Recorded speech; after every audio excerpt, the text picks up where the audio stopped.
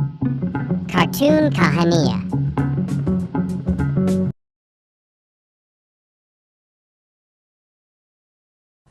पायल एक खुले मिजाज की जिंदा दिल लड़की होती है जिसे उसके पापा ने फुल्ली सेल्फ इंडिपेंडेंट बनने के लिए सब कुछ सिखाया हुआ होता है। एक शाम पायल अपनी बाइक पर सीटी बजाते हुए कॉलेज से घर वापस पहुंचती है, जिसे देखते ही उसकी मम्मी गुस्से में पूरा घर सिर पर उठा लेती है। आ गई महारानी, बहुत बोलते थे मैं अपनी बेटी को सब कुछ सिखाकर दुनिया में मजबूती से खड़े रहना सिखाऊंगा, साथ में बेटी को लफंडर बनना भी सिखा दिया, ये नहीं बताया। क्या हुआ? आज ये कुकर इतनी सीटियां क्यों मार रहा है? सीटी? सारी फसाद की जड़ तेरी वो बाइक और सीटी है, उन्हीं से लड़के छेड़ती है ना तू? हाँ, ये तो गलत है। मुझे बताए बिना ही लड़का छेड़ दिया। हाय तौबा, ये कैसा पति और बेटी मिले हैं मुझे। अरे मम्मी यार, तुम ओवर एक्टिंग बंद करो। और मैंने कोई लड़का नहीं छेड़ा पापा। शिट यार। अच्छा मम्मी, आप पहले मुझे ये बताओ कि आपको ये सब बेकार बातें बताता कौन है? अच्छा, तूने कोई लड़का नहीं छेड़ा? अरे वही शर्मा आंटी, वही बताती रहती है, पर उसकी खबर तो मैं खुद ले लूंगी।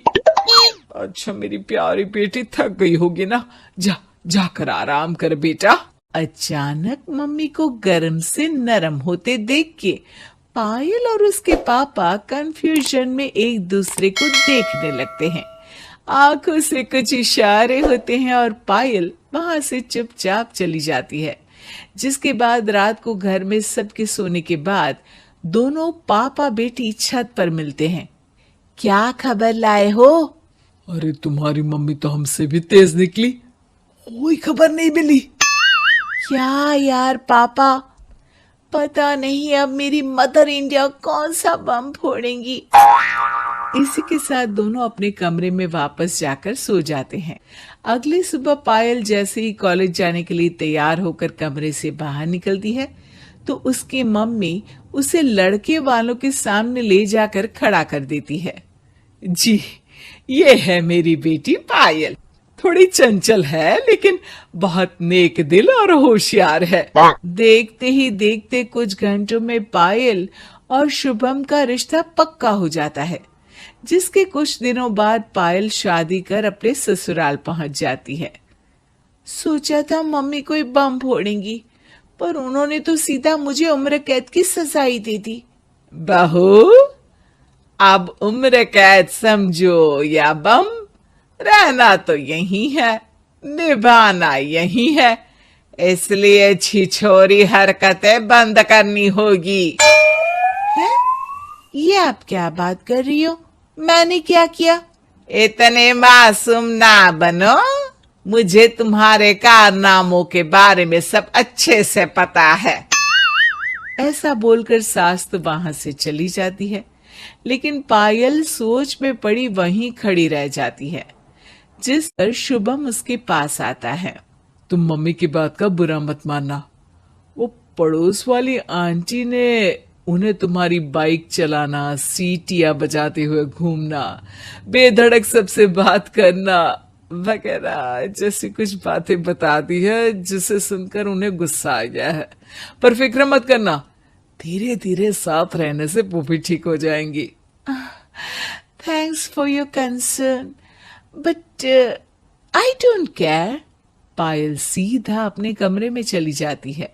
अगली सुबह कॉलेज जाने के लिए तैयार हो सीटी बजाते हुए कमरे से बाहर निकलती है, जिसे देख सास गुस्से से तिल मिला उठती है। महारानी, शादी के अगले ही दिन ये हीरोइन बनकर कहाँ चल पड़ी? और ये लफंगों की तरह सीटियां बजाना बंद करो। ये हमारा घर है, कोई सड़क नहीं जहां तुम आवारागर्दी करती घूमो। मम्मी जी, सीटी बजाने और कंफर्टेबल कपड़े पहनने से लोग कब से आवारा बनने लगे? इसी के साथ सास बहू का युद्ध शुरू होने ही वाला होता है कि शुभम वहां पहुंच जाता है। माँ, उसका कॉलेज है इसलिए ऐसे तैयार हुई है। और पायल, तुम भी माँ को समझने की थोड़ी कोशिश करो ना प्लीज। सिचुएशन संभालकर शुभम और पायल घर से निकल जाते हैं। इसी तरह दिन बीतने लगते हैं, जिससे सास बहू की लड़ाइयों के बीच शुभम पिसता रहता है। लेकिन साथ ही वो दोनों एक दूसरे की आदतों को अपना भी लेती हैं। पर पायल का सीटी बजाना सास को आज भी नागवारा ही होता है।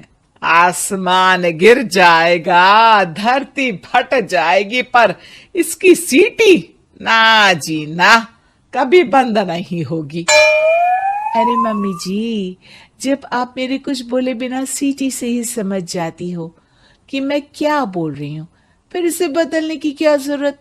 यही तो हमारी यूनिकनेस है।